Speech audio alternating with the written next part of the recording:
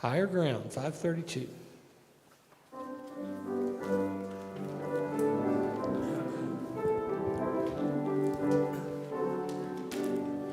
I'm pressing on the upward way, new heights I'm gaining every day, still praying as I onward bound.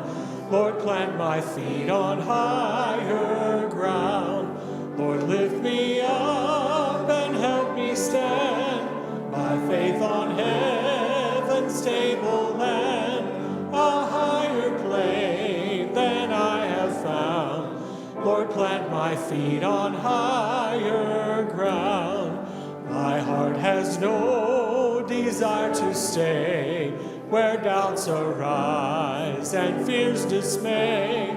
Though some may dwell where these abound, my prayer, my aim is higher ground.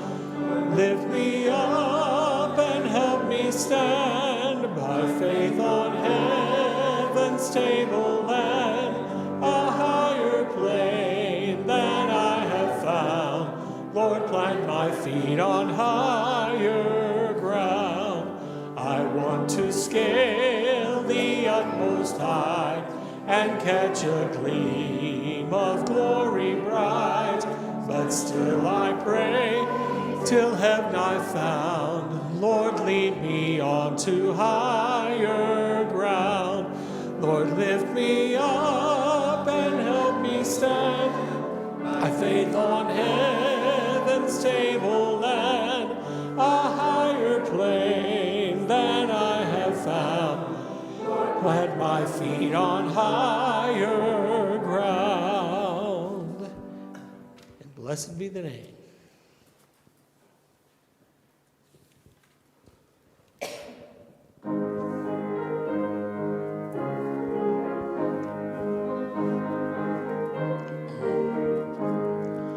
Oh, for 1,000 tongues to sing, blessed be the name of the Lord, the glories of my God and King. Blessed be the name of the Lord. Blessed be the name, blessed be the name. Blessed be the name of the Lord. Blessed be the name, blessed be the name. Blessed be the name of the Lord. Jesus, the name that calms my fears. Blessed be the name of the Lord. 'Tis music in the sinner's ears. Blessed be the name of the Lord. Blessed be the name, blessed be the name. Blessed be the name of the Lord. Blessed be the name, blessed be the name. Blessed be the name of the Lord. I never shall forget that day. Blessed be the name of the Lord, when Jesus washed my sins away. Blessed be the name of the Lord. Blessed be the name, blessed be the name. Blessed be the name of the Lord. Blessed be the name, blessed be the name. Blessed be the name of the Lord.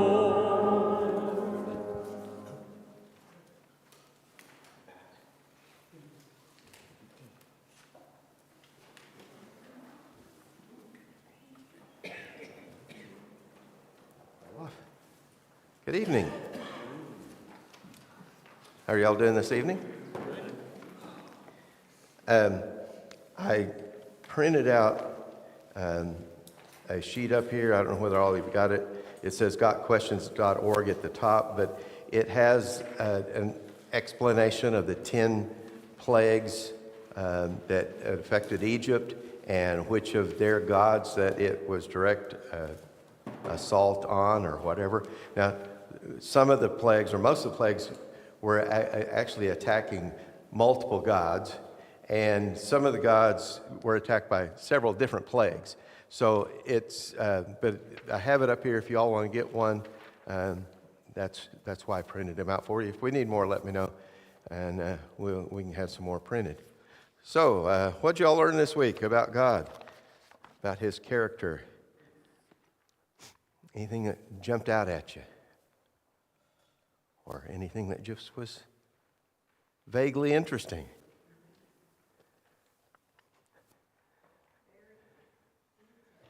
Very detailed. Yes, He is. Which is good for some of us that like details. So He is sovereign over everything.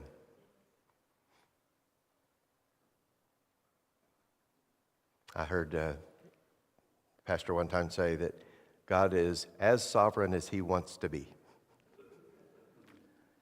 And so sometimes He definitely shows His sovereignty, and sometimes He just allows things to happen. And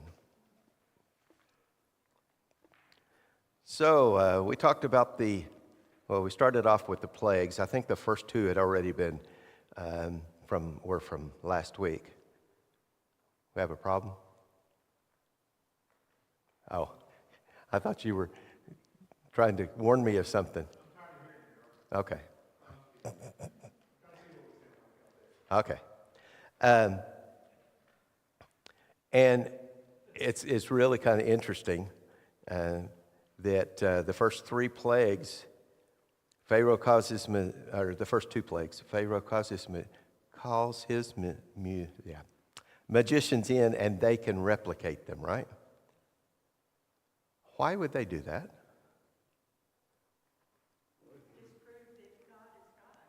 Yeah, trying to disprove God. But if you're low of water, why would you take the water you have and make it into blood? Why would you bring more? What was the second one? Is that the gnats? Yeah. Huh? Frogs was the second one. Why would you want more frogs? I mean, why don't you stop it? Well, we know why he didn't stop it, because they couldn't. Yes. But the magicians could not stop the plagues. They couldn't make things better. They could only make things worse. Remember that. They can't make things better. They can only make it worse. And yes, they were trying to prove that they could do anything that God did, but until they got to number 3, and then from then on they couldn't. But it was just like, why would they take what little water they have and then turn it into blood? Yeah, it just makes no sense. When did Pharaoh, when they were getting rid of the frogs, Moses came to Pharaoh and he said, I will give you the opportunity or the honor of telling us when the frogs will disappear. And what did he say? Anyone remember? Tomorrow. Why? Again, you got frogs everywhere. They're even in your oven when you're trying to bake bread. You open it up and the frogs are jumping out. Yeah. Right, I don't know. It doesn't make a whole lot of sense. How they reacted is not very logical, really. But I heard a guy talk, he actually had a sermon, and I've preached on this and borrowed his title, but it was One More Night with the Frogs. Why he would say tomorrow instead of get rid of them right now, But he did wait. And how many plagues did it take before Pharaoh finally admitted his sin? Remember? How many plagues happened before Pharaoh finally admitted that he was wrong, that he was sinful? I don't remember. It was somewhere around in there. At one place, he agreed that to let Then he changed his mind, yeah. And even when he first said, let you go, it was the men only. And then Moses said, no, we can't do that. And he said, well, then you're not going at all. And then it was all the people that leave your flocks here. And then, he kept trying to compromise, but God doesn't compromise, does he? When he says something, he means it. And he told them to let them go. Oh, look, I got the question written in here twice. So, Passover. Tell me what happened at Passover, the first one in Egypt. Yeah. The death angel passed over the children of Israel. And how did he know? Because of the blood on the doorpost. Blood on the doorpost and the top and sides, which makes the shape of a cross. Yeah. Also reminding of the crown of thorns, the nail in his feet and the nail in both hands. Yeah. Because that's where the blood was. How did God tell them to eat the Passover? Unleavened bread, dressed, staff in hand, ready to go, right? They were, I'm sorry? They had to stay in the house, right. And if they would take one lamb, and it had to be a spotless lamb, either a goat or a sheep, didn't really matter, but a spotless lamb, one that they, later on, they would test and make sure that it was perfect. And then to eat it all.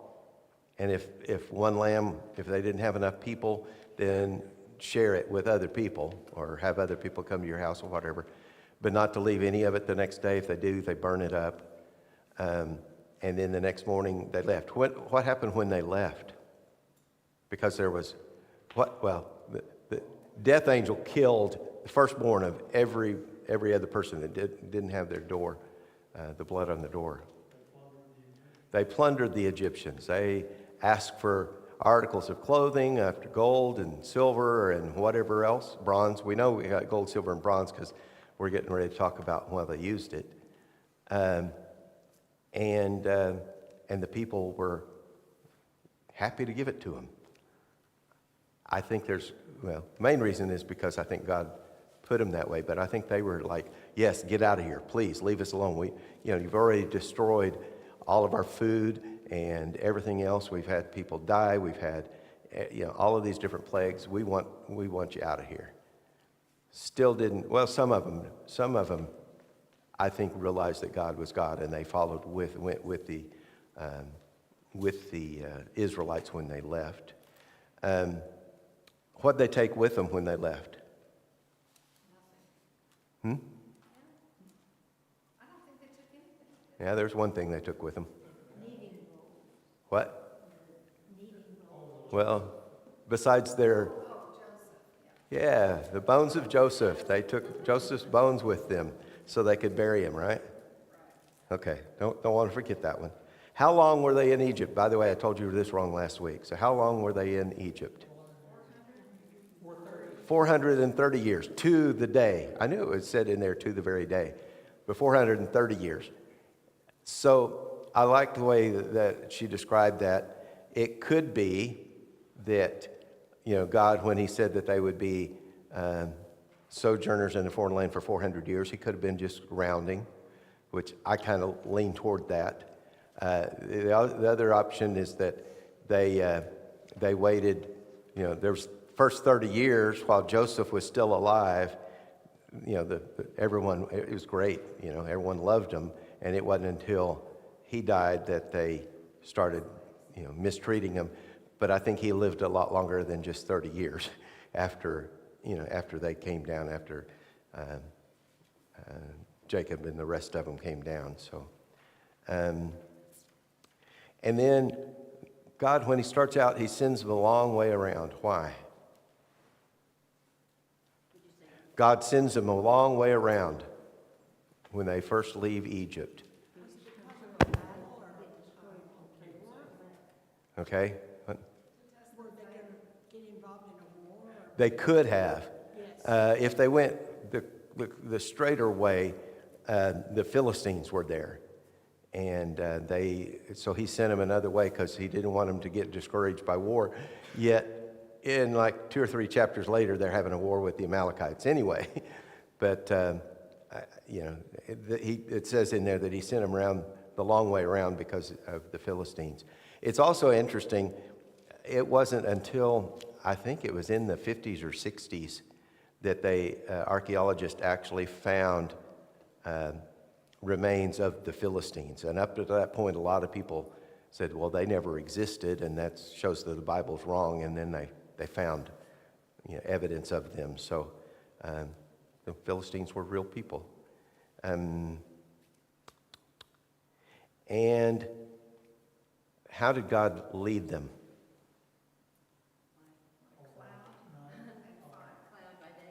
A pillar of cloud by day, pillar of fire by night.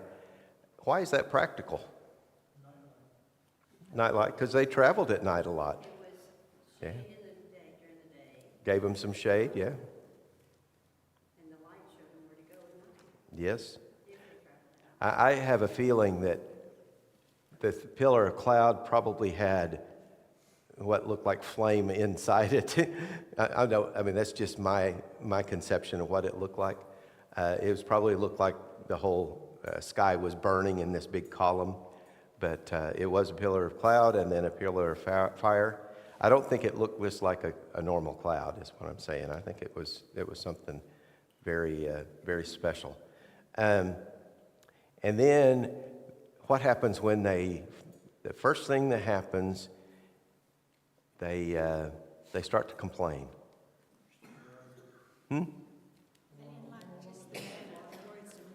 They wanted meat, and they wanted food, period. Because there wasn't any food. So God sent them what? Manna. He sent quail first, and then manna. And then later we'll get more quail. But what is manna? Bread from heaven. It was. It says that it looks like coriander seed, whatever coriander seed is. I don't know, but little flakes. Coriander is the seed of cilantro. Okay.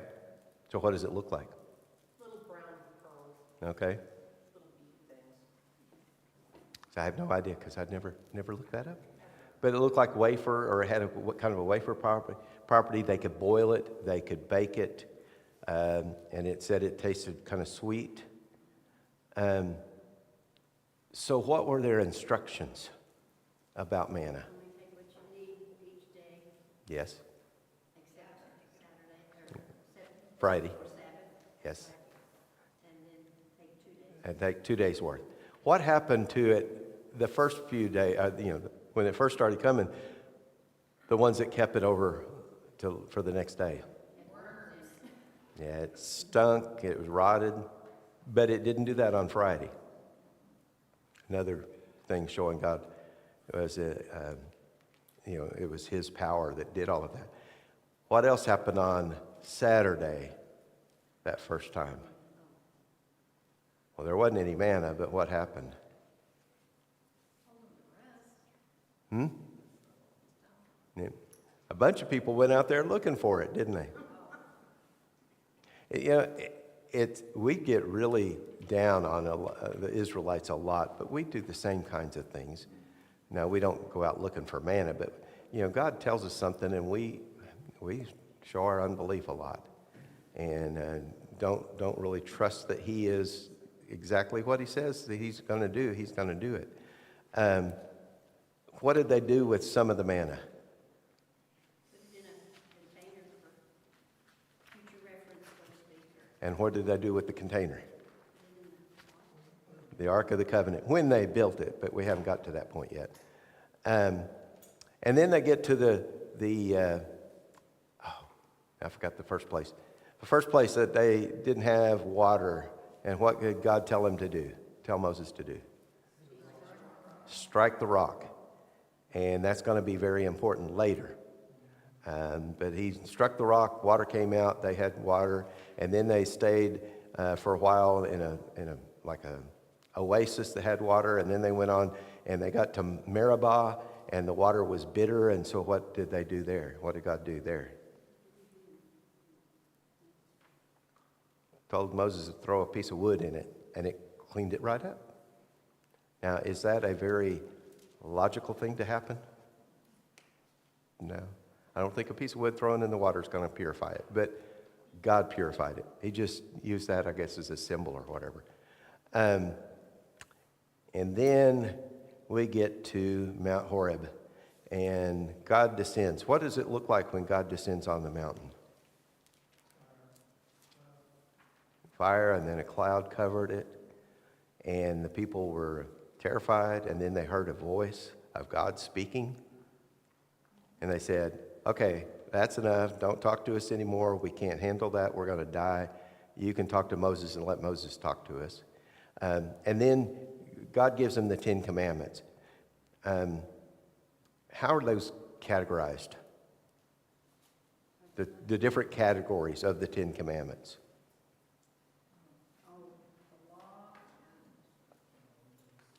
The first 4 are God-related. Thou shalt have no other gods before me, shall not make graven images, not take the Lord's name in vain, and remember the Sabbath and keep it holy. And then you have number 5, which is kind of in between the two, in a way. And what is it? Honor your mother and father. And then you have the next 5 that are man-related. Don't steal, don't kill, don't, covet. What am I leaving out?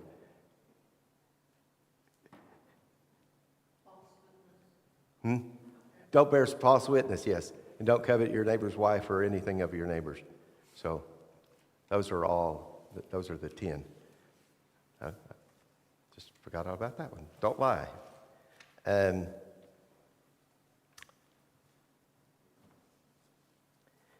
then we went through that, and then they got to the tabernacle. I had Terry get some pictures. I've talked through this before. But you want to go ahead and put that first one up there? There we go. This is what the whole tabernacle, it's a model of what the whole tabernacle would have been like. The tent there in the middle is the tabernacle, or the end. That area around it is it had a fence that was like 10 foot high. That white fence was about 10 foot high, would keep people from looking over it. Had one door, one gate to go in. Because there's only one way to get to God, right? And then once you come into that, I'm going to go ahead and tell you what's there, and then we'll do individual pictures. But that first big thing behind the guy that's in the white is the altar. And it was about 7-8 foot wide, because it's square, and then it was about 3.5 foot up, or 4, somewhere around in there, off of the ground. And then behind it is the bronze laver, and it would collect rainwater, and that's where they would wash themselves and where they'd wash the sacrifices before they burned them. And then you would go into the holy place, into the tabernacle. And inside there, let's go ahead and do the next pictures, because that'll show there's the bronze laver. It's a different picture, different artist. And that's the altar. And you'll notice the poles there because everything had to be carried. Well, they couldn't touch it either. Right. Well, they might have been able to touch the altar, but not the Ark of the Covenant. But everything, all of the utensils, the table of showbread, all of that stuff had to be carried by hand. It was not to be put on a cart. They could put the curtains and that kind of stuff on the cart, but not the individual things like this and the bronze laver. And then you get inside, and what was the first one? Oh, that's the altar of incense. And again, you got the poles to carry it. That represented the prayers of the people.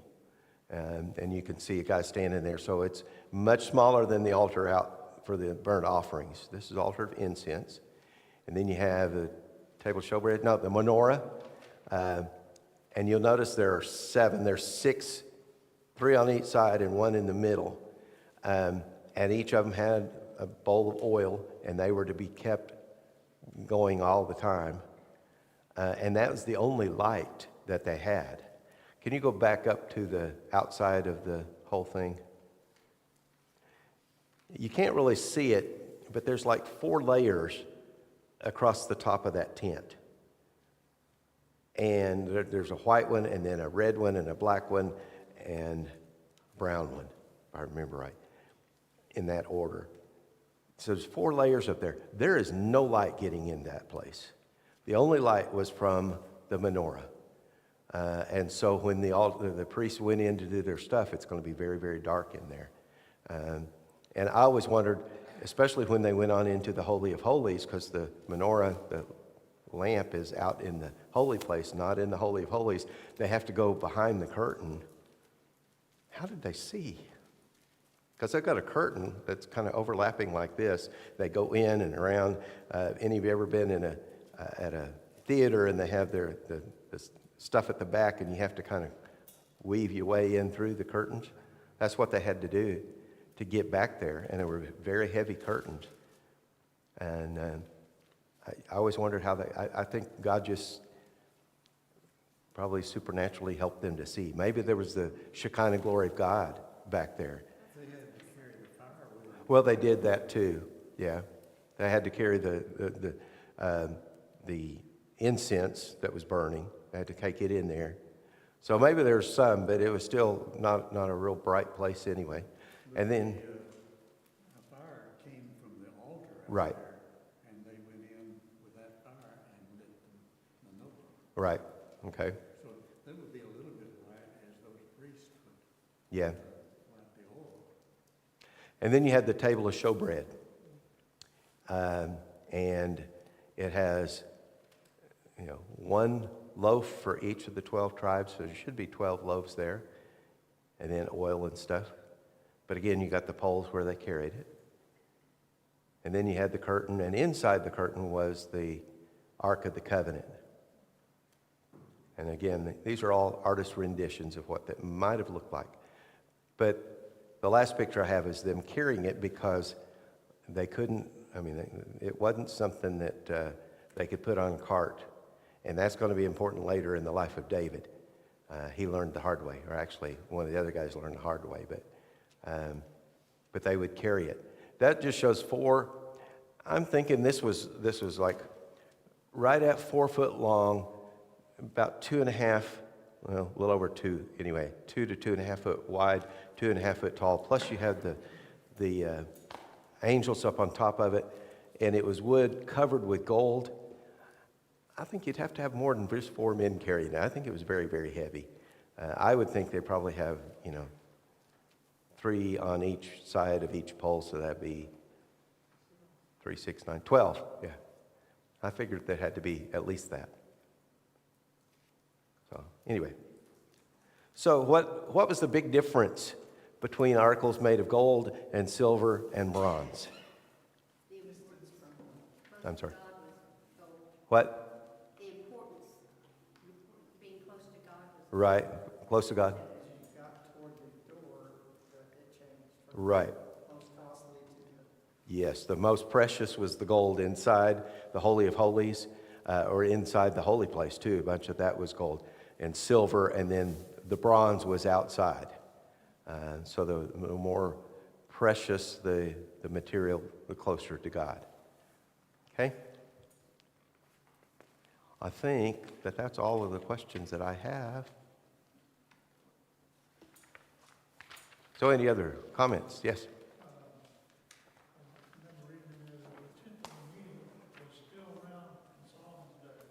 The tent of meeting? Yeah, well, they kept the tabernacle until Solomon built the temple. Now, it may not have been, to me, the tent of meeting was where Moses met with God. I don't think it was the same as the tabernacle. But the tabernacle was definitely there until Solomon built the temple. And they were still using it. Yeah. Am I wrong about that, about the tent of meeting? You know, the tent of meeting, they came together with Moses. A lot of times the people would come, Yeah. and they had a meeting with God at that tent of meeting, but it was not the Yeah, it's separate from the tabernacle. Okay. Any other questions? Yes, ma'am. I was just gonna say, I think I read somewhere, and I could be wrong, so don't quote me, but I think I read somewhere that all that 40 years of wandering in the wilderness, they were only 11 miles Something like that. from their designate. You know, in my mind, all these years, I thought thousands of miles they Yeah. traveled in that 40 years. It may have been more than 11 miles, but it was not very far. They were within probably a week or 2 weeks of traveling. It would take that long to get across there, but they just, yeah. Part of their time there was God's decision to let a group of the older people die off. Yes. Because they weren't going to get to Yeah. the promised land. That's right. Yeah. And it did take them a long time to get to the promised land, the edge, to the edge of the promised land the first time, because God stopped them. They did the 10 Commandments. He had them build all of the tabernacle and fix all of that stuff. So they were out there in the desert for a long time before the first time they got to the edge of the promised land, which I think we'll talk about next week. Okay? All right, well, let's stand and join hands, and we will sing our dismissal chorus.